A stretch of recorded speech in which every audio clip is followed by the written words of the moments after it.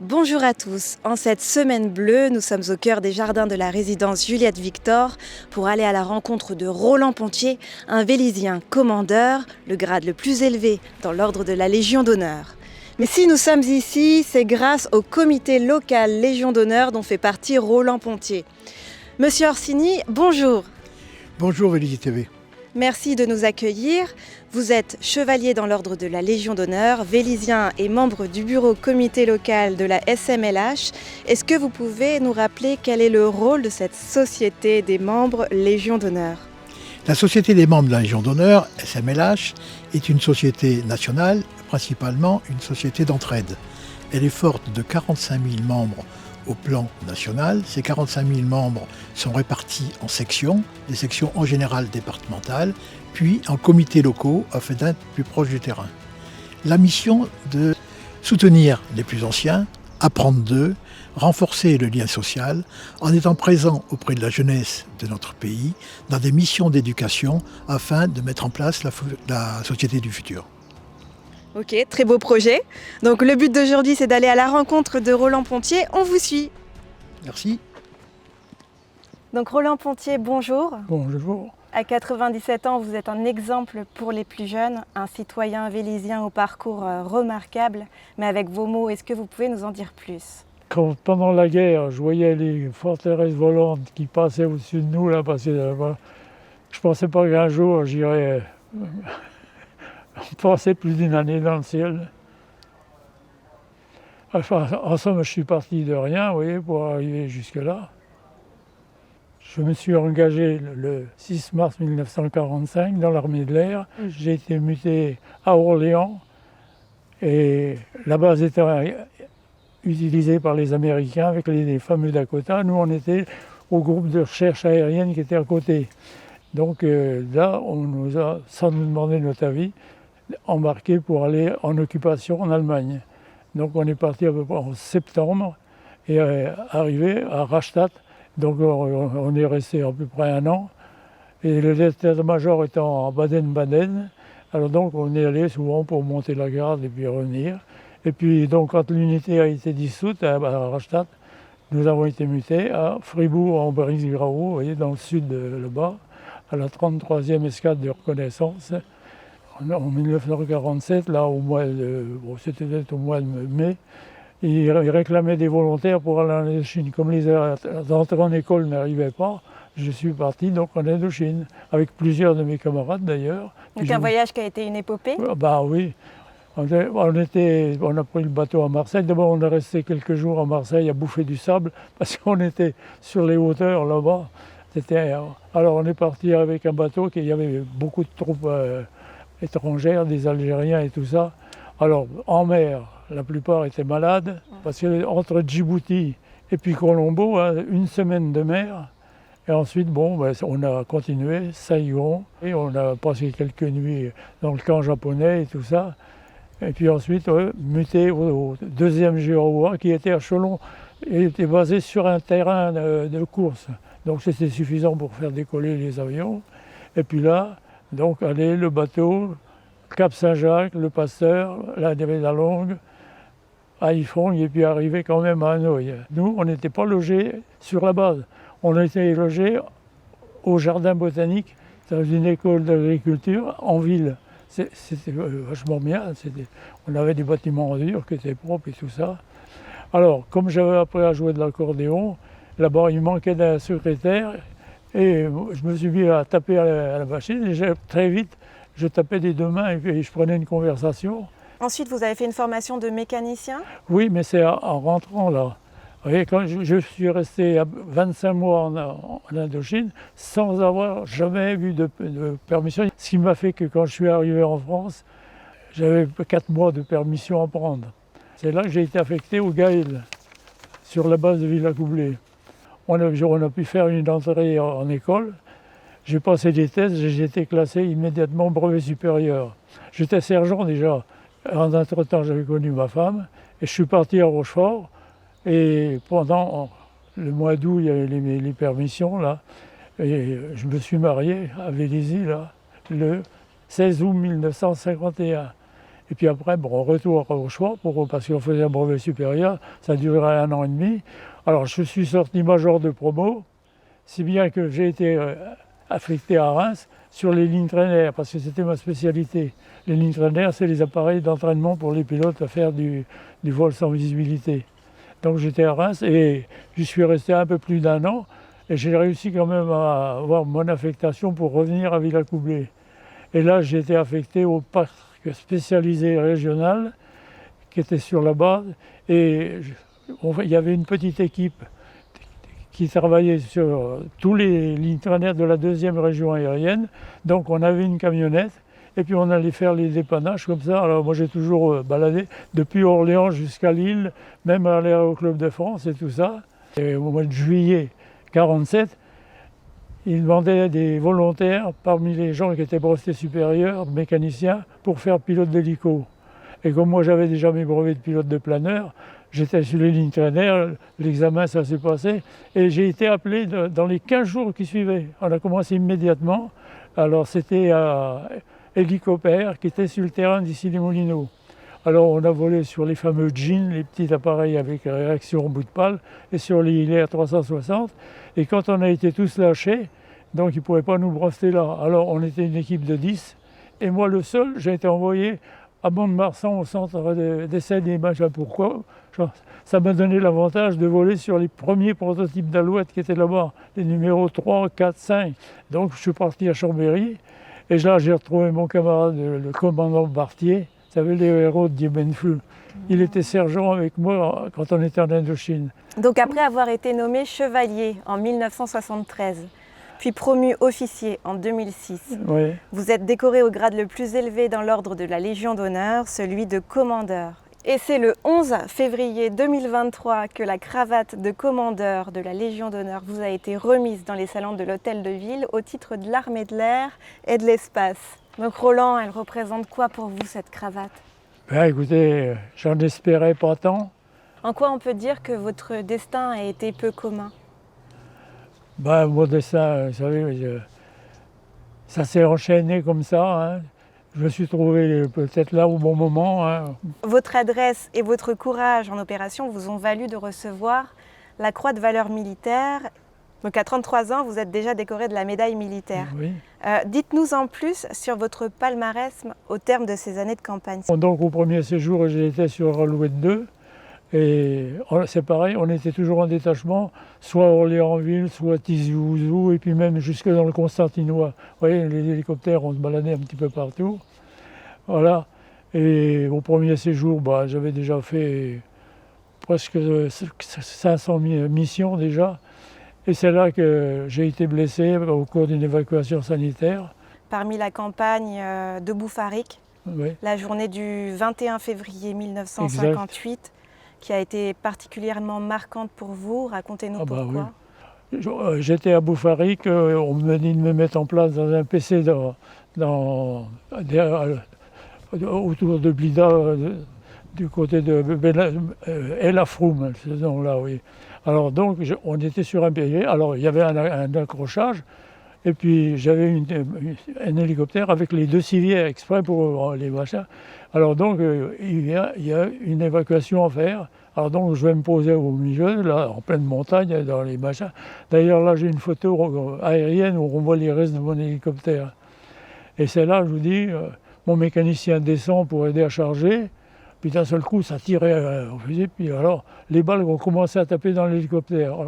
Alors mon premier réflexe, moi, c'était de couper la turbine, puis je me suis éjecté et je me suis mis sur le dos. Il y avait une espèce de petite ravine.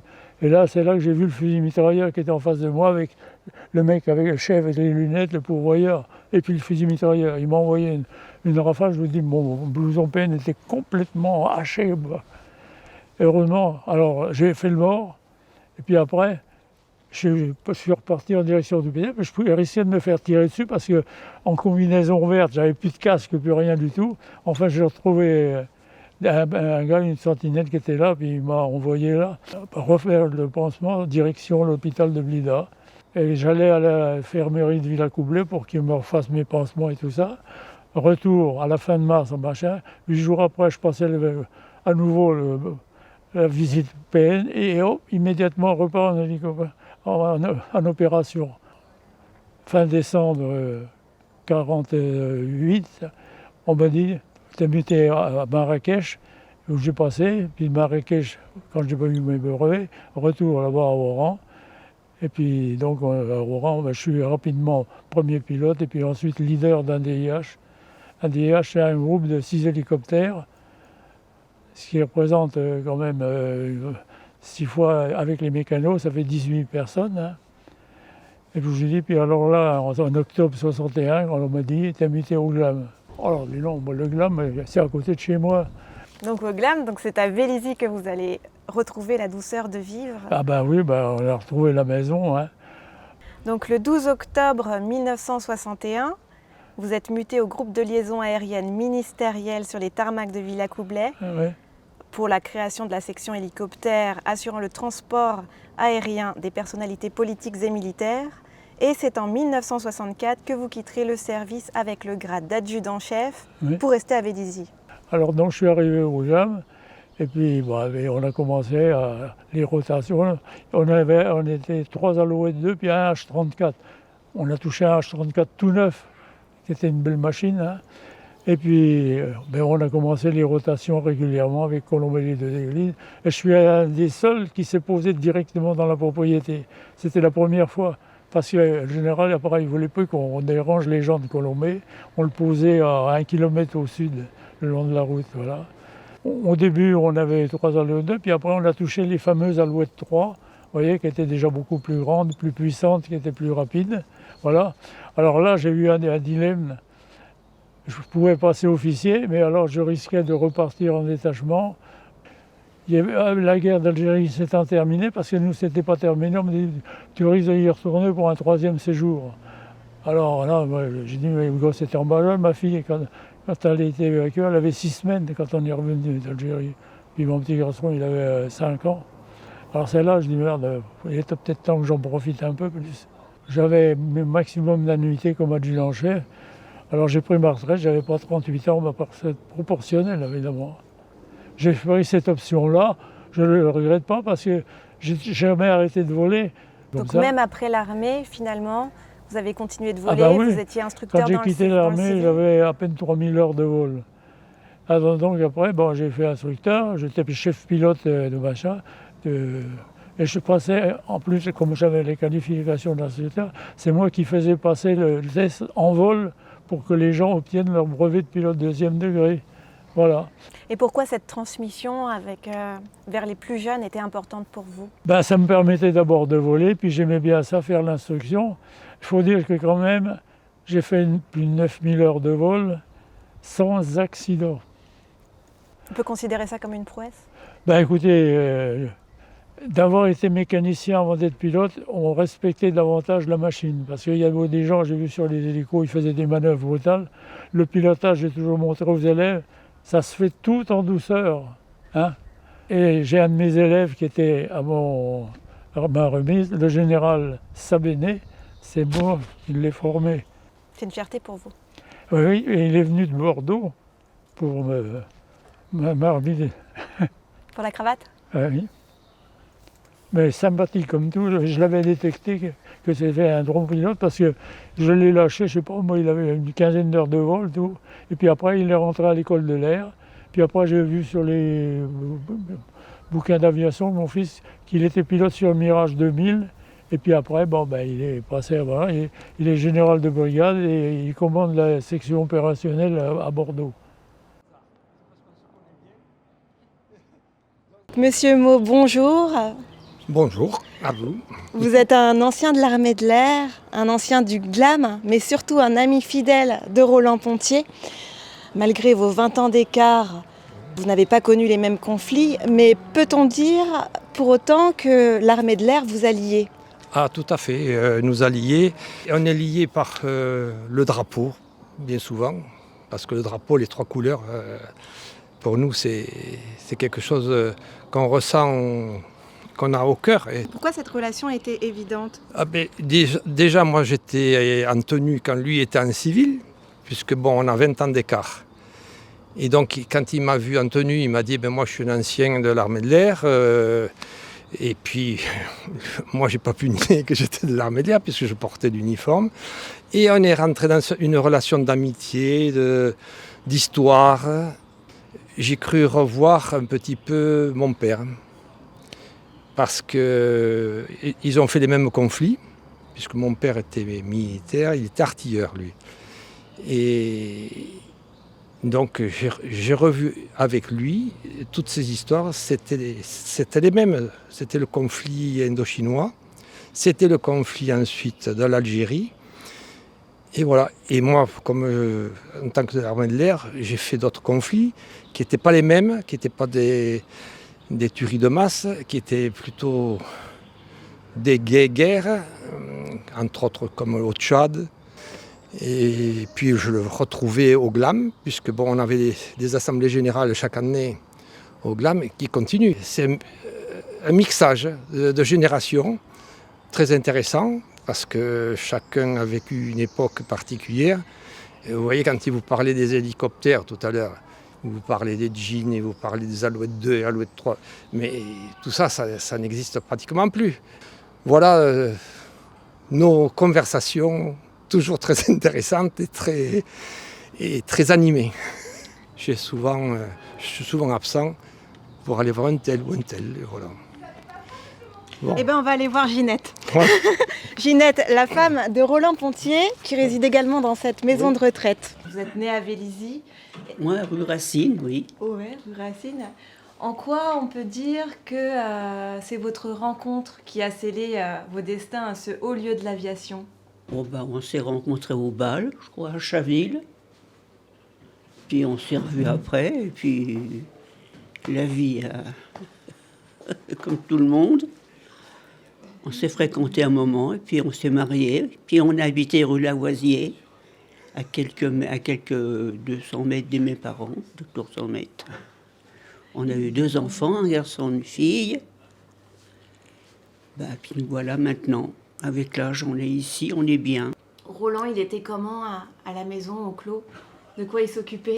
La maison, il était l'adjudant et moi j'étais le... tout petit. Il y avait un autre monsieur dans la rue Racine qui avait fait mes plans de la maison. On s'entraidait mutuellement. Alors, j'ai fait beaucoup de choses. La seule chose que je n'ai pas fait, c'est l'écarlage, le mouchetis extérieur, le plâtrage, d'accord, mais monter les murs, tout ça, puis après l'agencement à l'intérieur, poser les parquets, on a fait ça nous-mêmes. Si bien que, vous voyez, en 54, on était chez nous déjà. Mais après, les voyages, on a été un bon moment sans y être. Sa passion pour les avions, quelle place elle a pris dans votre quotidien ? Oh, des avions, j'en ai mangé toute ma vie avec lui. Même maintenant, ça continue. Les photos. Il en discute, il aime bien. C'est normal, hein. Il est content, c'est un honneur. Eh bien, on boucle la boucle de ce témoignage poignant avec Monsieur Orsini. Monsieur Orsini, en quoi la carrière de Roland Pontier fait référence dans le domaine de l'aéronautique ? Plus de 9000 heures de vol, dont 2300 en hélicoptère. Soit 1 année et 5 mois en vol. C'était déjà quelque chose de très important et rare. À cela s'ajoute un temps d'instructeur à l'aéroclub de Guyancourt, suivi d'un autre temps d'instructeur pendant 12 années au centre de pilotage de l'Essonne. Ce qui est aussi quelque chose d'important, d'autant que c'était à titre bénévole. Mais ça ne s'arrête pas là. Mais la carrière de Roland Pontier ne s'arrête pas là, parce qu'il a été très présent également dans le monde associatif. Ce monde associatif, c'est l'association des médaillés militaires de Vélizy-Villacoublay, dont il a été par ailleurs le porte-drapeau pendant 27 années. 27 années, c'est un quart de siècle, ce qui est là aussi très important, exemplaire, présent à toutes les cérémonies patriotiques. Roland Pontier portait haut les couleurs de notre drapeau, qui était le drapeau des médaillés militaires, mais c'est aussi le drapeau de la France, de la République. Les porte-drapeaux dans notre pays sont présents aux cérémonies. Ce sont des images que les spectateurs, que ceux qui participent aux cérémonies regardent. Ces images sont le reflet de l'histoire, le reflet d'une histoire qu'ils ont vécue. Ils portent les couleurs de la France, de leur commune, de l'État, de la République. Et on doit chaque fois, je dirais, faire perdurer l'histoire. Ils en font partie et c'est un message qu'ils envoient également aux plus jeunes. Eh bien, merci, Monsieur Orsini, de nous avoir permis de contribuer à la mémoire de ce grand ancien. Au revoir.